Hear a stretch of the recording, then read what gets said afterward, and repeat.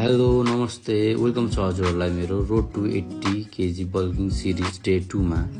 आज म बिहानै उठेर आफ्नो first meal oats peanut butter consume गरेर म जिमतिर लागेँ।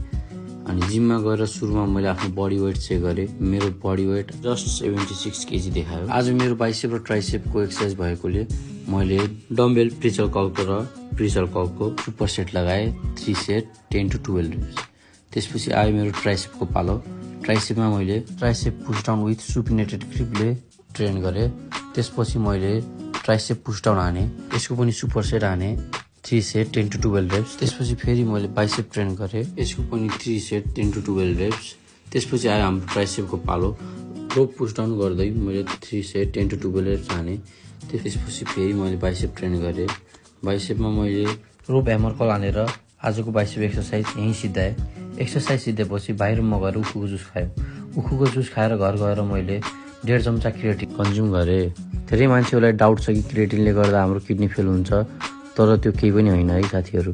क्रिएटिनले हाम्रो बडीमा वाटर होल्ड गर्ने काम गर्छ र बडीमा छिटोभन्दा छिटो इम्प्रुभमेन्ट ल्याउने काम गर्छ। त्यसपछि मैले आफ्नो बल्किङ सेक खाएँ। बल्किङ सेक खाएको 2 घन्टापछि मैले आफ्नो थर्ड मिल खाना खाएँ। खाना खाइसकेको 2 घन्टापछि आफ्नो फोर्थ मिल कन्ज्युम गरेँ। फोर्थ मिल कन्ज्युम गरेपछि म आफ्नो पसलमा गएँ, जुन चाहिँ कोलपुरमा भर्खरै नयाँ खुलेको छ, दरार फेसन मार्ट। यहाँ चाहिँ हामीले एकदमै राम्रो र ब्रान्डेड कपडा मात्र राखेको छौँ। त्यसपछि मैले सिसा देख्ने बित्तिकै आज बाइसेप हानेको थिएँ, सो बाइसेप फ्लेक्स हाने। त्यसपछि म घर आएर मैले आफ्नो 5th मिल खाना खाएँ।